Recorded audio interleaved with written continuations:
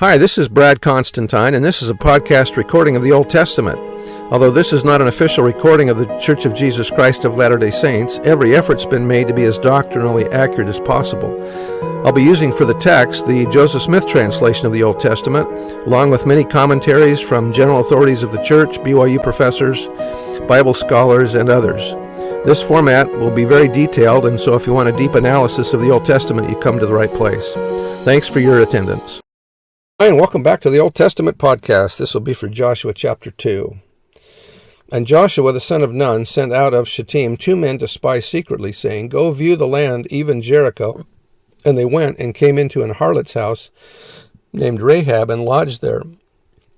2 spies are sent to Jericho. Where did they go? Was Rahab really a harlot?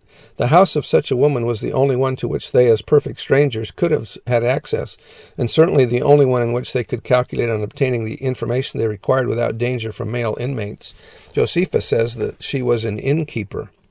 Rahab may not have been a harlot. The Hebrew word used for harlot is zonah, which is from the same root as mazon, which meaning food. A more correct translation might be to call her a woman of zonah, or food, that is, a woman innkeeper. Ancient inns often did provide harlots. However, just because a woman operated a tavern or inn did not necessarily mean she was a prostitute. That was by Clark. Unlocking the Old Testament by Victor Ludlow. In the narrative of these transactions, Rahab is called Zonah, which our own, after the ancient versions, render harlot. The Jewish writers, however, being unwilling to entertain the idea of their ancestors being involved in a disreputable association at the commencement of their great undertaking, chose to interpret the word hostess, one who keeps a public house, as if from the Hebrew word meaning to nourish. Christian interpreters also were inclined to adopt this interpretation for the sake of the character of the woman of whom the apostle speaks well, and who would appear from Matthew to have become, by a subsequent marriage with Solomon, prince of Judah, an ancestress of Jesus. But we must be content to take facts as they stand and not strain them to meet difficulties, and it is now universally admitted by every sound Hebrew scholar that Zonah means harlot and not hostess. I'm still thinking that's hostess. It signifies harlot in every other text where it occurs, the idea of hostess not being represented by this or any other word in Hebrew, as the function represented by it did not exist. There were no inns, and when certain substitutes for inns subsequently came into use, they were never in any eastern country kept by women. On the other hand, strangers from beyond the river might have repaired to the house of a harlot without suspicion or remark. The Bedouins from the desert constantly do so in this day in their visits to Cairo and Baghdad.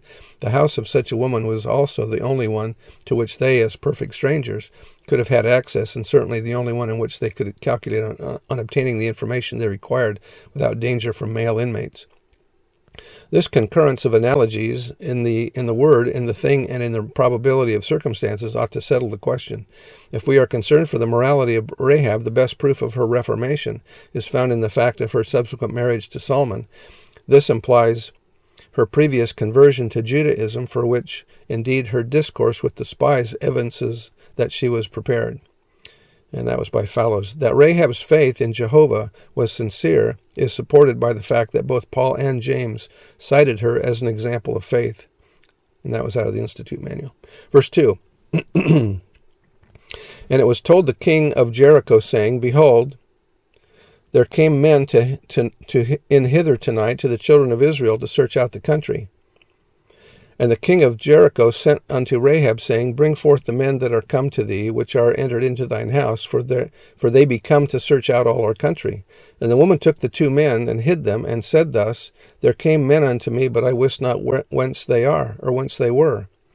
And it came to pass, about the time of shutting of the gate, when it was dark, that the men went out. Whither the men went, I know not. Pursue after them quickly, for ye shall overtake them. But she had brought them up to the roof of the house, and hid them in the stalks of flax, which she had laid in order upon the roof. And the men pursued after them the way to Jordan unto the fords, and as soon as they were pursued after them, they were gone out. They shut the gate.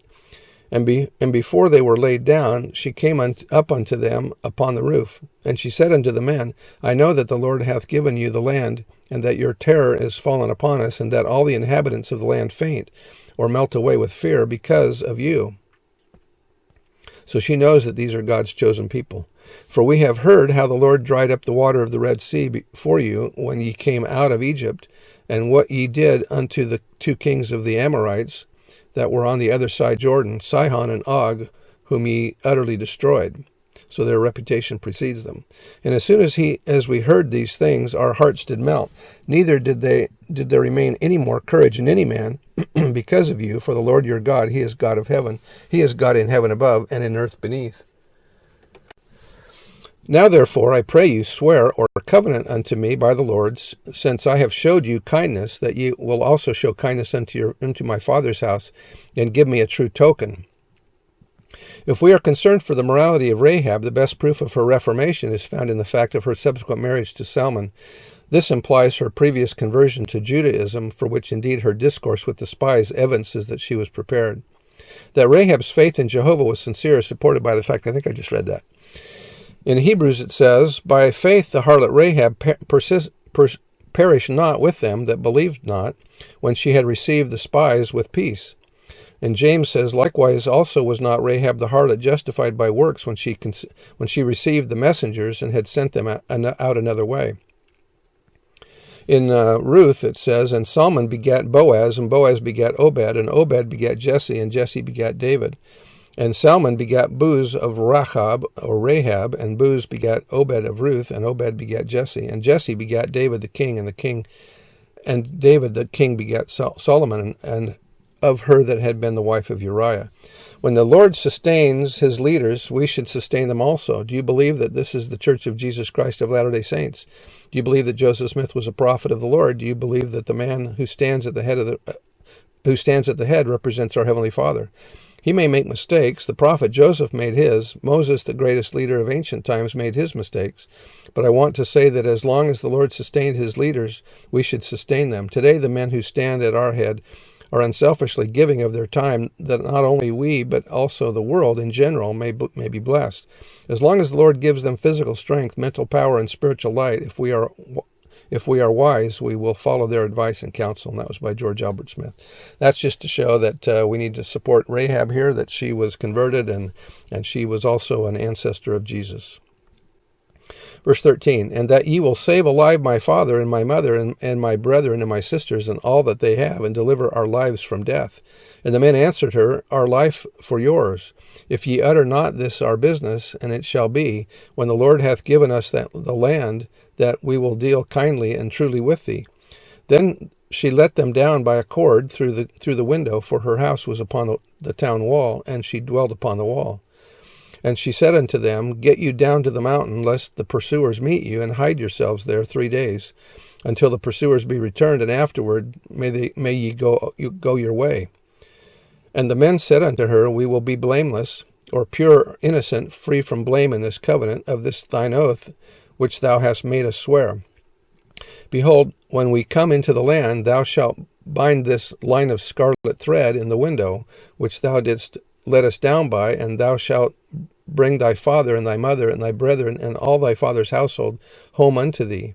And it shall be that whosoever shall go out of the doors of thy house into the street, his blood shall be upon his head, and we will be guiltless. And whosoever shall be with thee in the house, his blood shall be on our head, if any hand be upon him.